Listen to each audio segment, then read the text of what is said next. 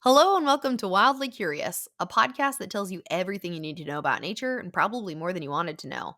I'm Laura. And I'm Katy, and today we're going to be talking about how animals, plants, and fungi, and even some bacteria have all developed ways to produce light on their own, Woo! aka bioluminescence. I'm pretty Which, excited about this one. We were going to do this last week for Halloween, but then I was away at a conference and we could not figure out how I could. Something wasn't working yeah, you get a good process down, and then you change one thing, and you're and screwed. then boom, Yeah. yeah, Yeah. It don't wouldn't don't let me mess with it. record from where I was. So, Yeah. oh well, you guys got caves. And now this week's bioluminescence. Oh no, you guys got caves.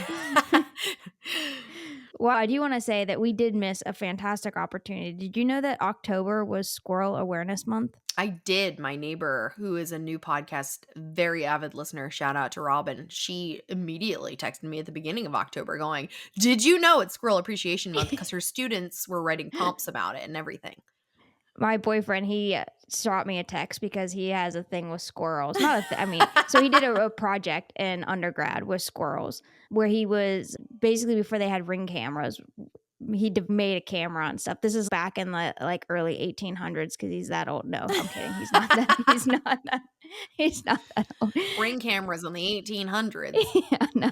The squirrels for squirrel boxes to watch their mating patterns with the biology department.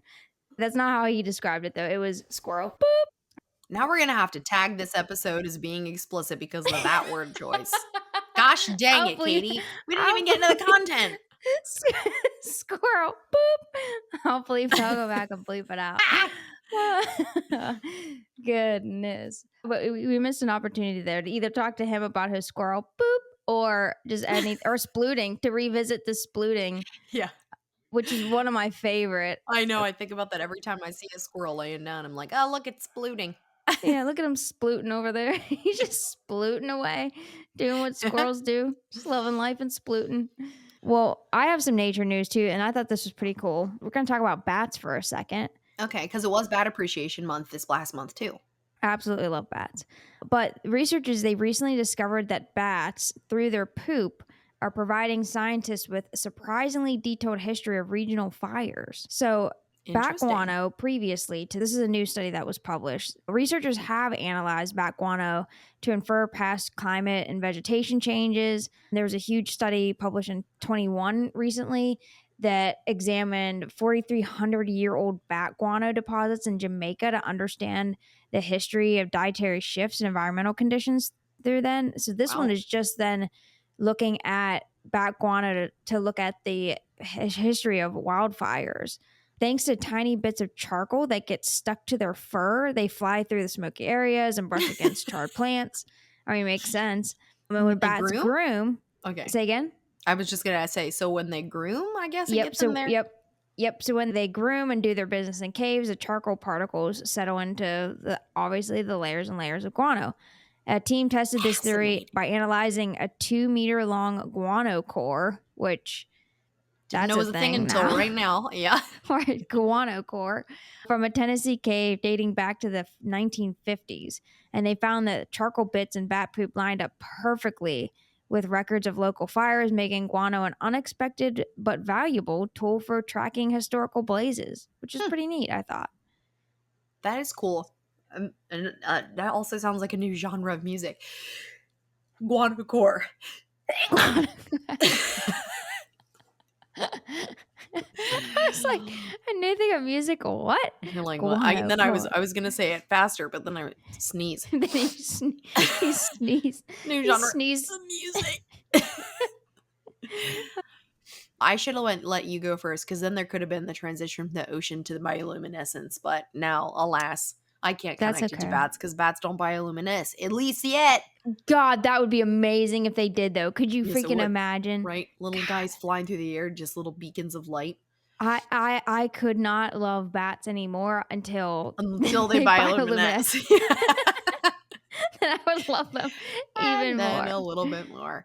Like Katie said earlier, we're talking about bioluminescence. So it's my job to tell you guys what that is and how does it work. And then Katie and I are both going to take a section of why do they bioluminesce.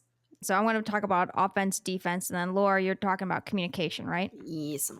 Yep. All right. So, first of all, what is bioluminescence? Well, according to the National Oceanic Administration, who's the ocean people, and most bioluminescence happens there, so they're the experts. It's the Makes sense. production and emission of light by a living organism.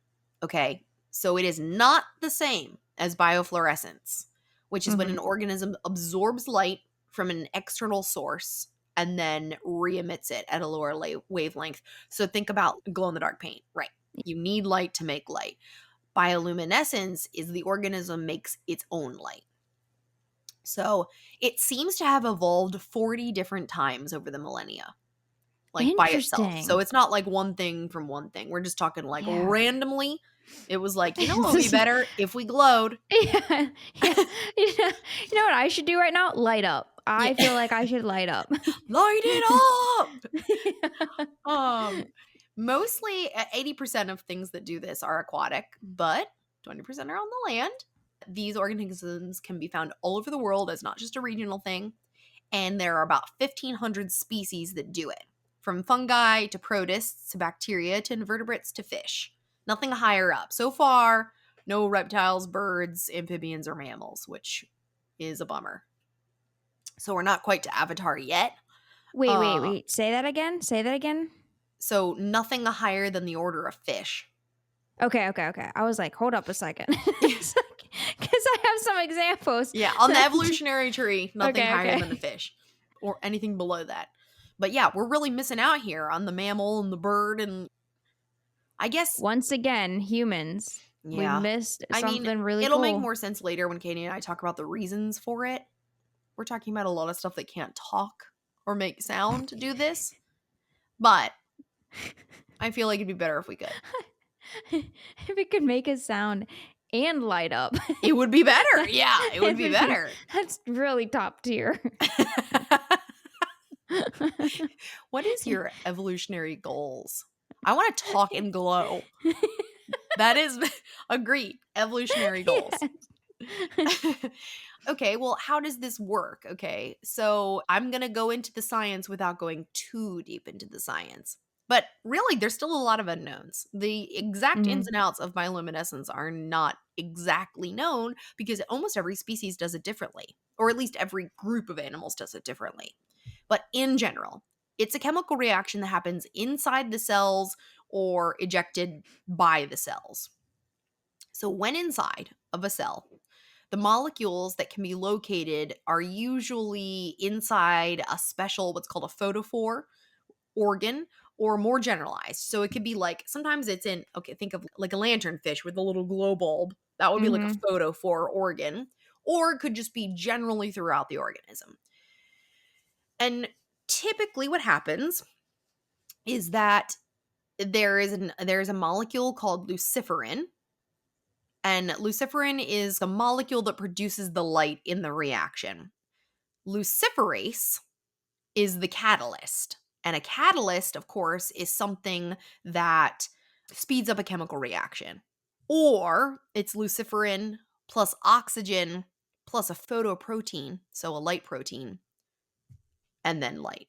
When the molecules mix together with oxygen, the reaction produces light, and that light can be red, blue, green, yellow, or violet.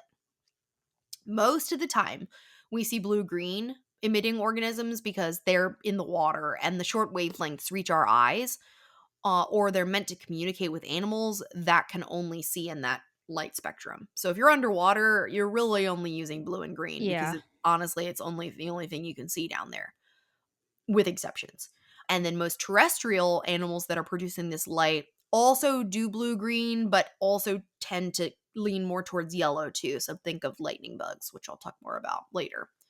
Normally, when we think about light and reactions that make light, those reactions also make heat, right? Like the Yeah, that sun makes is sense. bright Yeah. and hot, light bulbs, bright and hot. This reaction is considered a cold reaction, and they refer to it Hmm. as a cold light because the only discharge from this chemical reaction is light, not heat. So none of the little guys are getting overheated when this is happening. So that's the molecules involved. And where do these molecules come from that are even in their little bodies? Some make them just on their own, especially if you're thinking bacteria and things like that, because obviously that's lowest down on the food chain. But others get those molecules from eating the guys lower down on the food chain. So there's a really cool examples of symbiotic relationships with fish or siphonophores, which we've talked about on the Mhm. podcast before, which are kind of Yeah, like I a don't remember jelly, what but not episode. quite. Yeah. There's a symbiotic relationship that they have with bioluminescent algae. So the algae are like, we need a safe place to live. And the organism is, I want to glow. So let's team up here. So the bioluminescent algae live in their gut, but the organism itself is see through. So they glow because of the bacteria that are just healthily living inside of them, Yeah. which is kind of interesting and cool. So that's bioluminescence. That's how it works. Luciferin, oxygen, catalyst, light for the most part. Yeah. Okay. Then, as Laura said at the beginning here, then I'm going to talk about offense a bit, and then Laura can talk about communication, and I'll talk about defense. Sure. So I'm just going to give some different examples of why the animals would be using this, and then specific examples of particular species, Cool. because that's really the cool part. Yeah, then that's the Right. cool part. It's interesting to know how it works, but also like Yeah, why bother? Why bother glowing? yeah. So when you think of light, you probably associate it with safety, guidance, and warmth, as most people would, I especially if it's love in this. darkness. Well, I mean, you would though. It would be You like, oh, know, this is a safe place. This is something good. Yeah. exactly like in Finding Door. We were just talking about this Oh, in Finding that's gonna Nemo, be my example. Yeah, right? that's gonna be my Safety example and here. warmth. Yep. And so that's my actually my first one is the anglerfish, and I it's knew it, for offense, the luring of the prey. right? So that is, I would say, one of the most iconic examples, I think, of people. If you're thinking of, okay, An bioluminescence, like animal an that animal that glows. glows, that's going to lure in a boom, anglerfish. So the anglerfish is a classic example of offense designed specifically to lure prey rather than ward off predators. Unlike defensive bioluminescence, which I'll talk about here in a bit, or which often serves to disorient or evade, the anglerfish's glowing lure acts as an irresistibly deceptive beacon in the dark depths, drawing prey right to the fish's jaws. There's not Right? even moths down there, but same thing. They're Yeah, like, they just still show a love it. light, something's gonna come Yeah. for it. This is amazing. So, living in pitch black environments of the mostly the Atlantic and Antarctic oceans, where food is very scarce, the anglerfish relies on the small bioluminescent lure that dangles from a modified spine on its head, positioned strategically above its mouth. And if you've ever seen Finding Nemo, that whole scene, go watch it if you have. If you haven't, Yeah, where have you been? yeah, where have you been? Because it's so good. So this appendage emits a faint, pulsating glow that mimics the appearance of a small edible creature. In an environment where even the smallest glimmer is unusual and attention grabbing, this tiny glow becomes a beacon of basically somebody just being like, "Oh my gosh, I'm so excited!" Like either this is going to be something. Like I could eat this It's probably. so crazy that this works because you'd think that in a place that's pitch dark, I feel like the It would be chances are terrifying. 50-50. It's either food Yeah. or it's going to eat you. But everything down there is just dumb enough to not remember. Oh yeah, sometimes the Yeah. light can be dangerous. Yeah. No, have no clue. So the anglerfish has transformed the glow into a deadly trap. But as unsuspecting prey swims closer, captivated by the rare sight, it's entirely unaware of the massive jaws lying in wait just behind the lure. In an instant, the anglerfish snaps forward, truly with incredible speed, because things down there generally move fairly slow, but not this thing. And it closes its jaws around the prey in a super fast strike. This offensive use of bioluminescence takes advantage of the deep sea environment's limited visibility, using light not to hide, but to weaponize in the darkness, transforming an unlikely beacon into a lethal snare. So, this tactic definitely highlights how the offensive bioluminescence can turn the ocean's darkness into a tool for ambush. Cool. That's really My, metal sounding. right? It is pretty cool. More metal bands should use an anglerfish and Yeah, their they stuff. should. I actually just it's crazy that we bring up anglerfish. I mean, not that crazy because of bioluminescence, but crazy in that I just talked about an anglerfish with Alora yesterday. No, wait, Wednesday. Because we saw a picture of one on a hat that was the logo of a brewery. Um, Okay. and Yeah, yeah. and and I was like, "Oh, look, that's anglerfish, like on Finding Nemo." And then she was like, "Oh, yeah." And then yeah.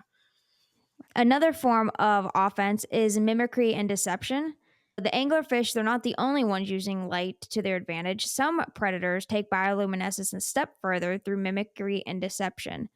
Certain species of predatory worms, for example, use Ugh, bioluminescence to mimic light signals of their prey, which is so mean. Like, that gives me the yes, willies. I just got the shivers thinking about predatory worms. ugh, Don't like that s- one bit. no. So this one's called the railroad worm. It's a predatory larva of beetles, Oh, I saw a and picture of this while yeah, looking up it's stuff. in the genus Philthorax. I don't know. Was evolved. Latin. Yeah, something Latin. Evolved a unique form of bioluminescent mimicry that serves to lure prey directly into its grasp, making it a master offensive bioluminescent tactics, which is similar to the anglerfish. So, native to the humid forests of South and Central America, the railroad worm resembles a miniature train, hence its name, as it moves through the leaf litter with rows of bioluminescent green lights running down its side and bright red glowing at its head. This striking display isn't just for camouflage or evasion, it's carefully crafted deception. The green light mimics the ambient glow that many nocturnal insects associate with food or potential mates, effectively tricking them into approaching. They're, which again, so mean. So the rare ability to produce both green and red, like Laura went into that, it's very rare to do multiple, but it's two separate things. So it's not like it's like one. It's not like one area can go green or red. Right, It's right. It's green. sectional. Yeah, so it's green on its sides and then red on the head. But this allows the railroad worm to differentiate its glow from other bioluminescent species in its habitat, making its signal distinct and more likely to attract unsuspecting insects. Hmm, This mimicry based offense is highly effective in low light environment where any glimmer is likely to draw attention.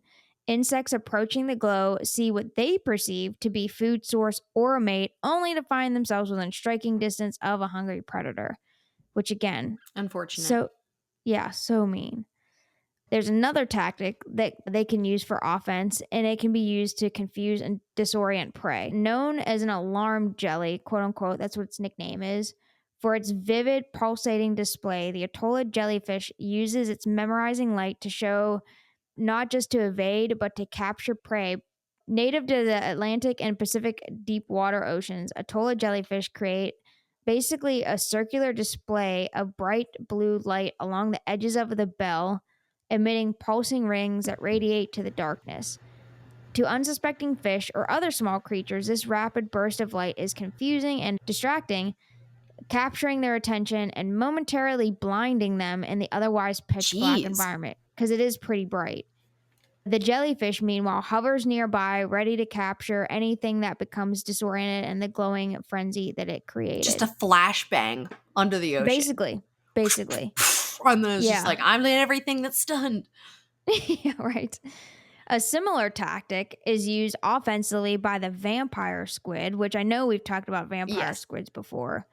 This releases a cloud of bioluminescence particles from the tips of its arms.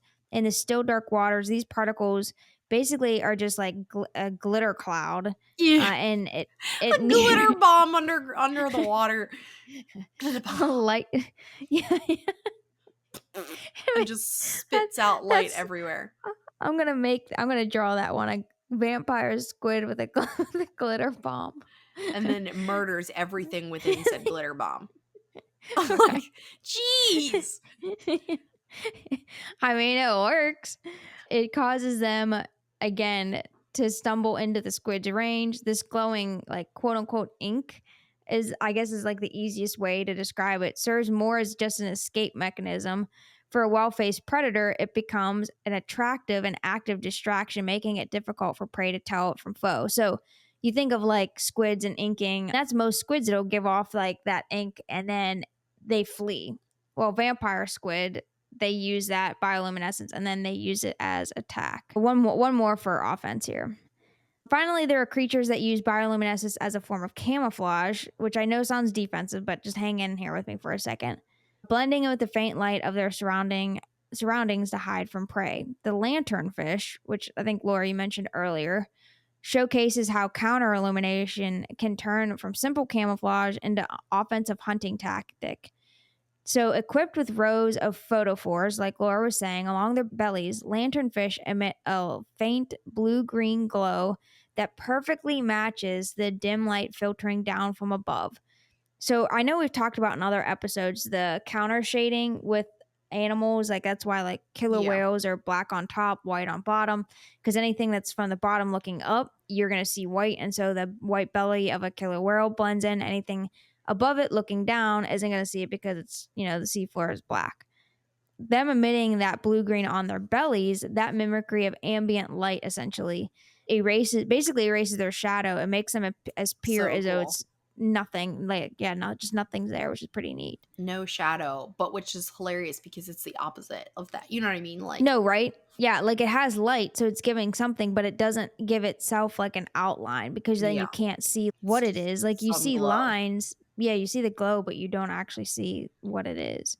Cool. So yeah, so that's offense in a nutshell. Yeah. So you want to go over communication then, Laura? Yeah, yeah. So communication is the earliest form of communication Mm-hmm. with on Earth. At least within the ocean, which is where life started. So definitely on Earth. So the earliest form of communication in the ocean was this bioluminescence, and it was thought to arise about 540 million years ago. And whether or not this was the OG reason for bioluminescence, I think it depends on the species because, like I said, Yeah. it's developed over 40 times. But communication is definitely probably one of the earlier ones. And then things like offense and defense have come along because it's all kind of forms of communication, right? Because offense, they're communicating something, but Yes. I wanted to do something that is besides communicating, come hither and Yeah. go away. So, More true communication. right, right. Yeah. So I just have three different things for communication. One, identification. Bioluminescence helps members of the same species to be able to identify each other. Two, it can communicate to the same species if they found prey in the area.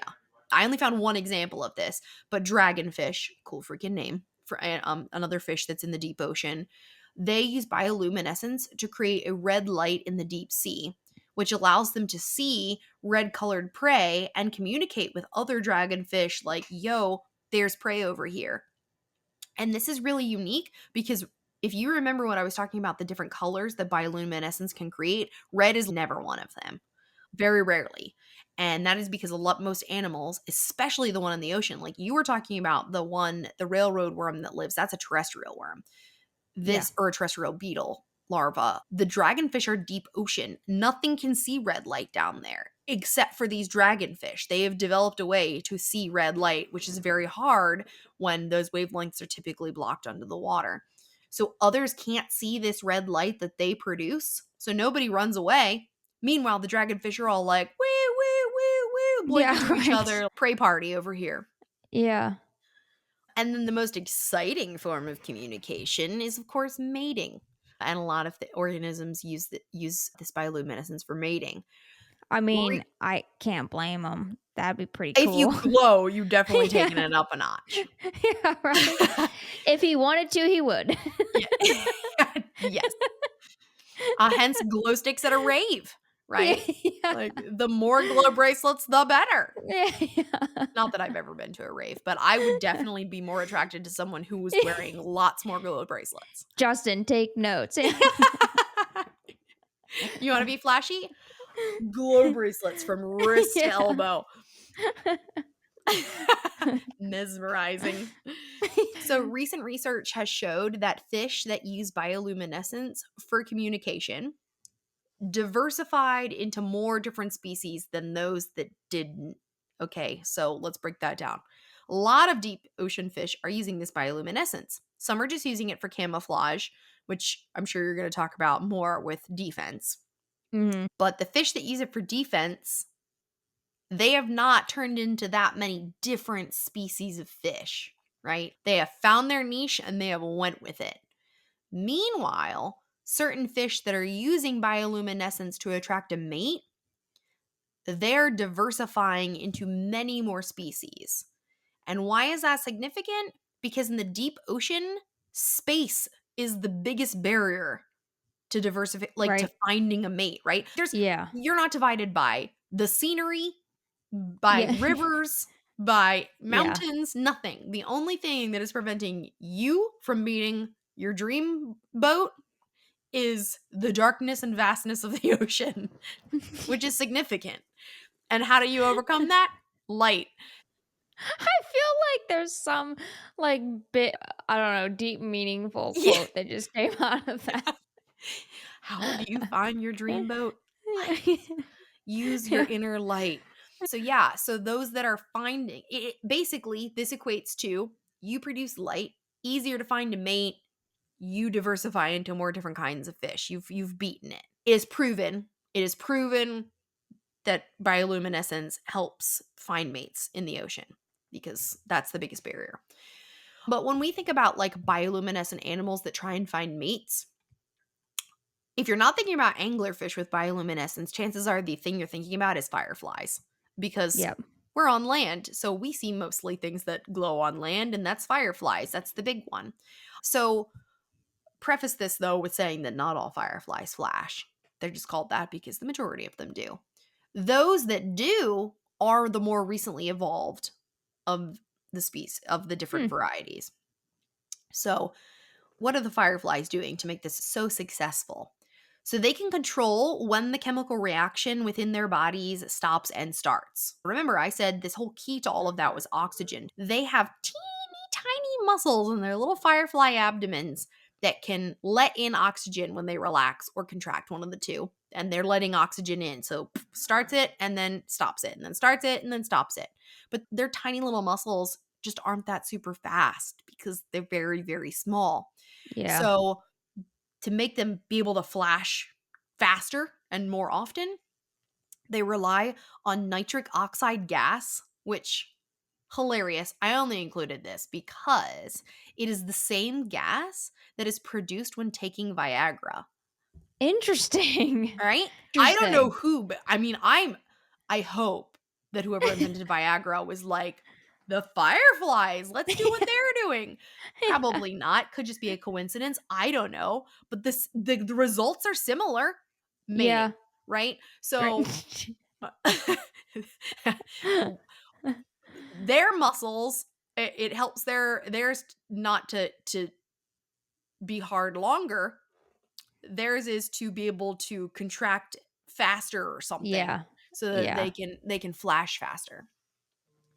Okay, so once now that they've got the flashing part down, now they're using their unique flash patterns that show who they are to each other, and it shows the species and it shows the sex of the firefly.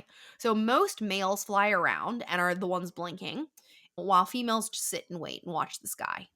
The ladies are all down on the grass looking up, trying to figure out who's who up there flashing around and what they're trying to say.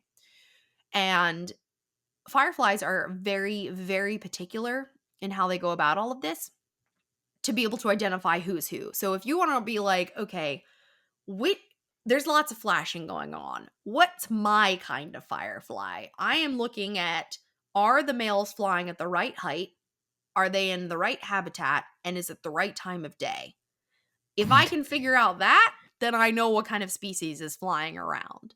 So usually it is a male trying to do his little thing exactly right to attract the same species of lady. And then once they do, if the lady likes what she sees, she signals and guides him down with her flashing display. However, some chicks out there, some of these female fireflies are tricky.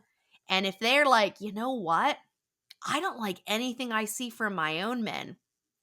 Let's choose somebody different. They will mimic a different species to bring a dude down.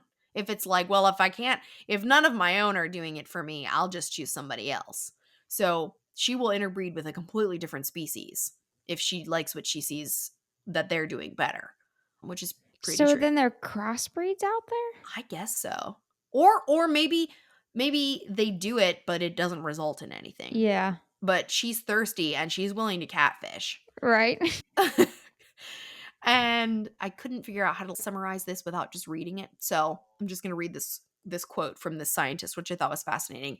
So according to Clyde Sorensen, a professor of entomology at North Carolina State University, a good example of these very specific interactions is done by a backyard species of firefly called the Big Dipper.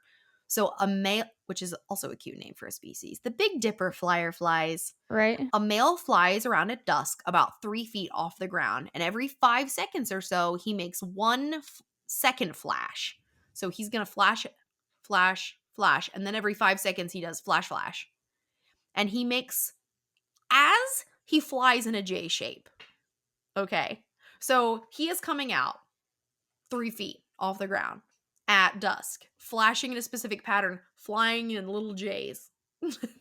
And then the female, she's in the vegetation. If she sees what she likes, she waits 2 seconds before making a half a second flash of her own on the 3rd second.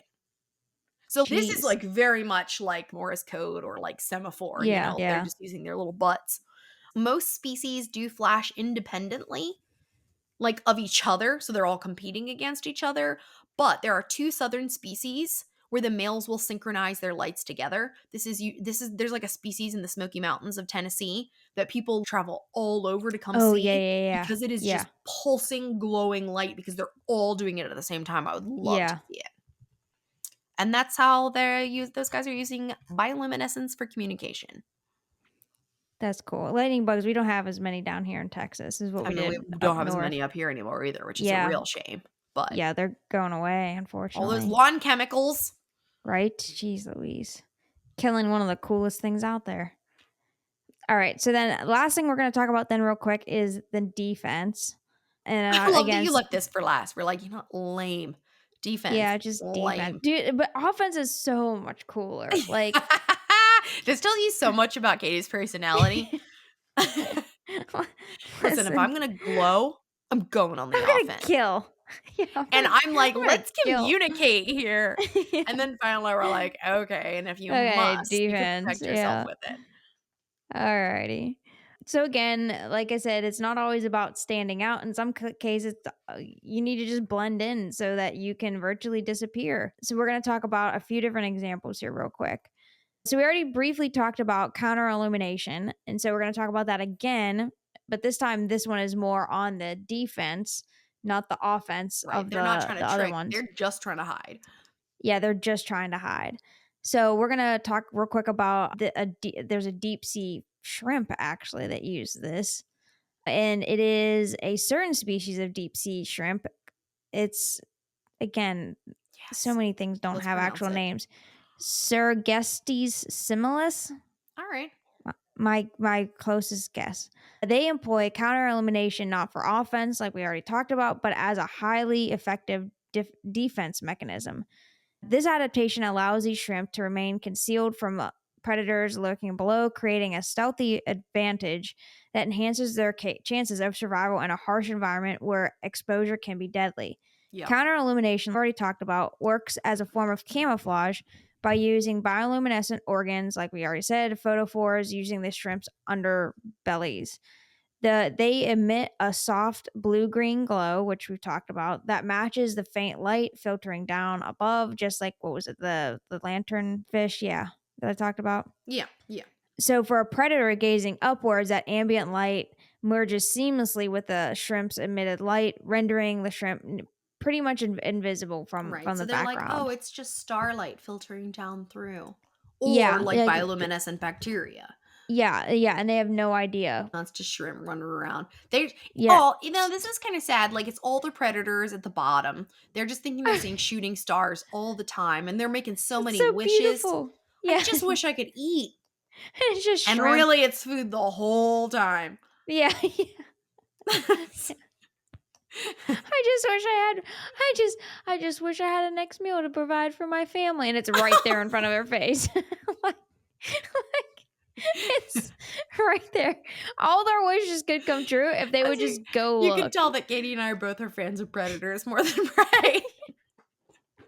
But they're poor families. Oh, goodness.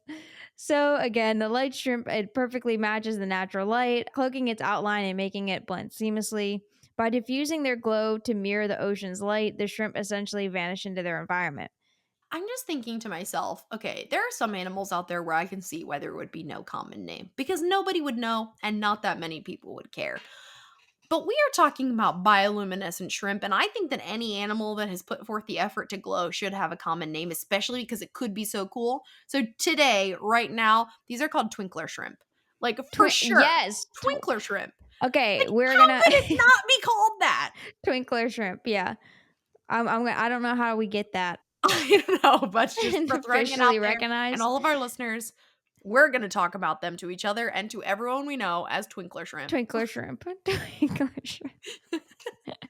Isn't that the perfect name for any kind of shrimp in general? A It is twinkler twinkler. shrimp. Just a little twinkler shrimp. So yeah, so counter illumination is just one of the many ways organisms use bioluminescence for defense. Consider there's another one known as the green bomber worm, Whoa. which its That scientific sounds like name offense, but it's defense. is defense. This is kind of okay. So this this scientific name is Swimma bomaviridae, All right. which yeah, but swimmer. I'm like, of course. SWIMA. Swimmer. Swimmer. Swimmer. It's just somebody from Australia talking about them. Right. Native to deep waters, this worm has developed a remarkable defensive mechanism. When disturbed, it releases small glowing sacs that emit bright green light. These glowing quote unquote bombs startle predators to which are momentarily distracted by the sudden flash, giving the worm time to escape. So we talk about other examples. Yes, another flashbang, but this one is to get away. Yeah. The other flashbang was flashbang, I'm going to come eat you.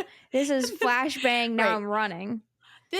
It is crazy. Can you imagine also? So we're talking about all these flashbangs, right? You got predators flashbanging prey and prey flashbanging predators. Meanwhile, you just have the innocent bystanders of the deep ocean who are just minding their own business and constantly being blinded. Just this is like when you're in your bedroom at night and like traffic comes by and just like if you live in the city. Oh crap, the neighbors are getting flashbanged again. Or you live in a bad neighborhood and there's constantly raids. Just damn, another flashbang.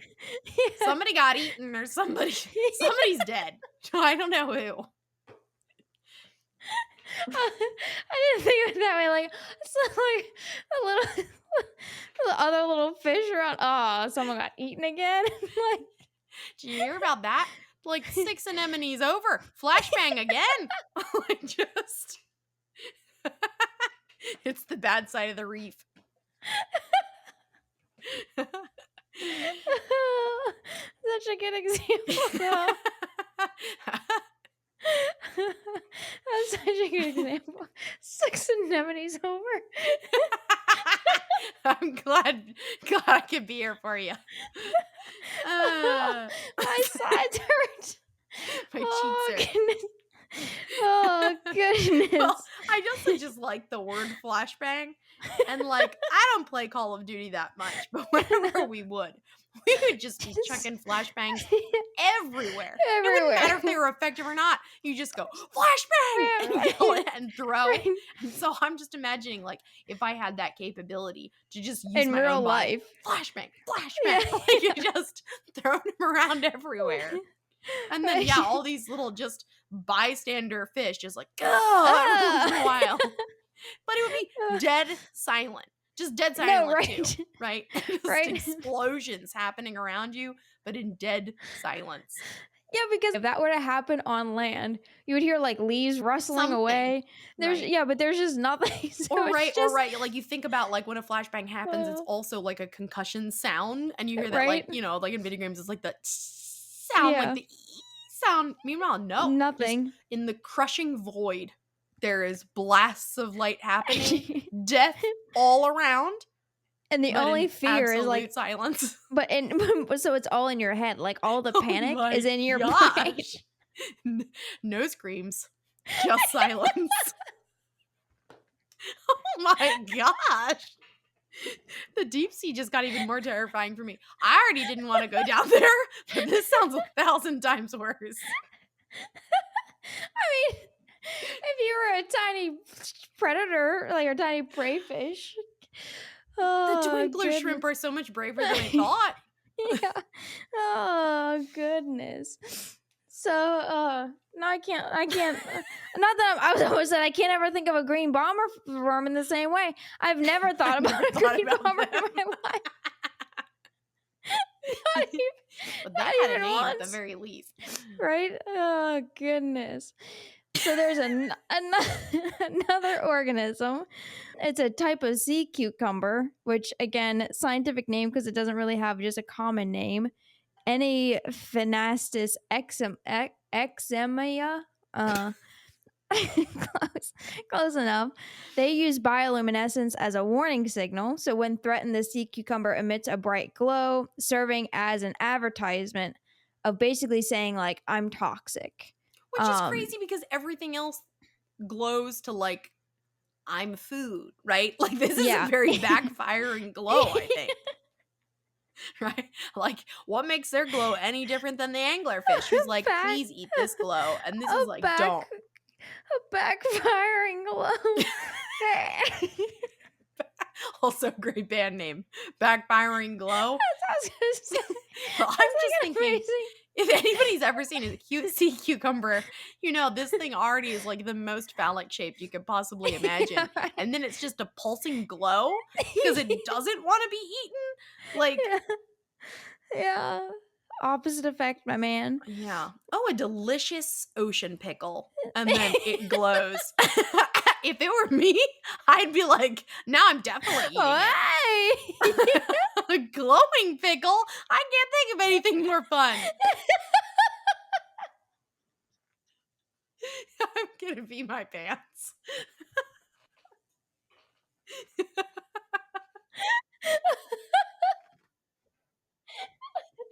That's- I have actual tears. A glowing pickle. I can't think of anything that'd be more fun.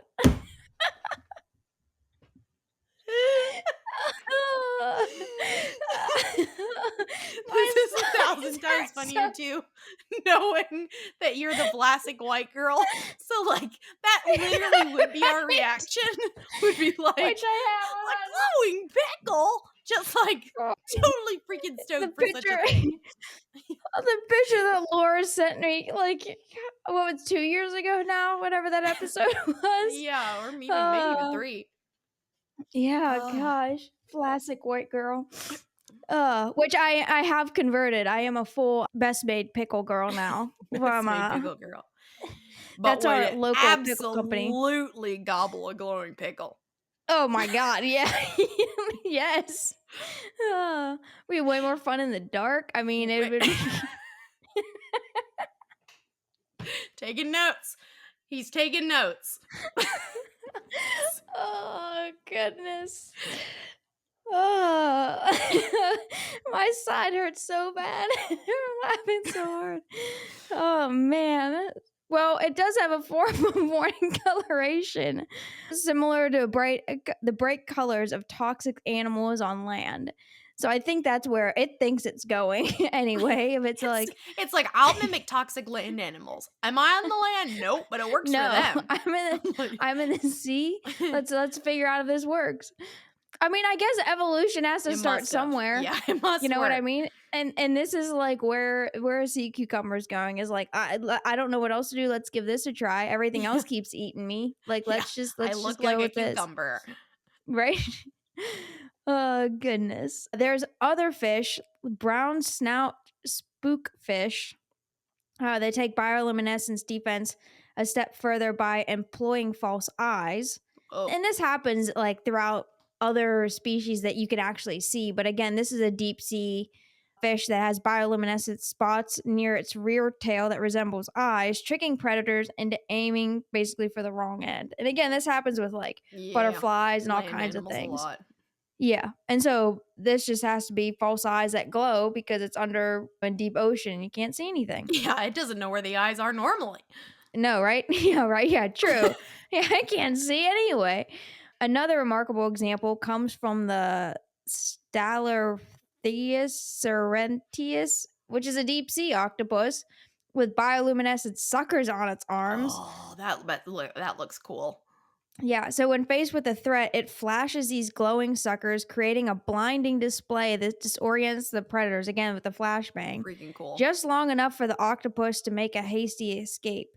Um, which again, it's more of like a flash dazzle, like a That's what I was just thinking. It's yes, definitely more of like a razzle-dazzle yeah, situation yeah. where it's just putting its tentacles out and it's That's like, another one I gotta draw. yeah, Yeah. a little razzle-dazzle to get away. Yeah, 'cause I imagine it does that and then, like, scoots out of the picture, like, Literally. out of frame. Definitely has Yeah. to be like a side scooch as it yeah, it's Yeah. like the predator comes over and it's like, a little song and dance. Dee-dee-dee-dee. Like, it's just to get out of the way.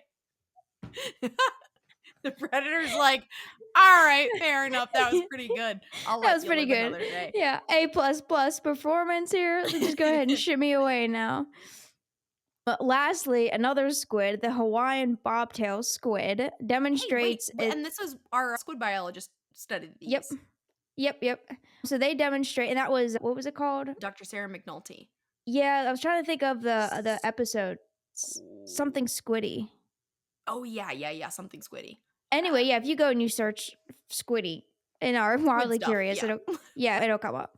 But they demonstrate a fascinating form of bioluminescence camouflage because it forms a symbiotic relationship with bioluminescent bacteria that produce light to match basically the moonlit water above.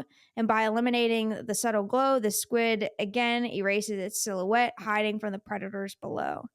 So yeah, so that's all I have for. I say that's all I had for defense, but man, did that turned out that took a That that was took a enough, that was different enough.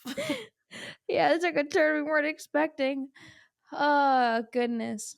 Well, everyone, please support us on Patreon so we can keep bringing you glowing pickle content. It really does help Laura and I to keep doing this because there are fees and stuff with all this. And so Cost to far, have even it. though Laura and I are bringing in money for advertising, our whole dollar 88 70. cents, Yeah, baby! right. We're Yeah. rich. Yeah, Laura and I split it 50-50. We both made 88 cents so far, which is fantastic. I mean, it's better than nothing, Hey, but man, still. yeah, we're living the Yeah. dream, making money on what we're doing. Yeah, right? So anyway, so yeah, support us on Patreon. It's a huge help. And then you guys will hear from us next week with another episode. Your guess is as good as ours. Which makes it exciting. Which makes it exciting. We live on the edge. Right? Till next time, guys. See Bye. ya.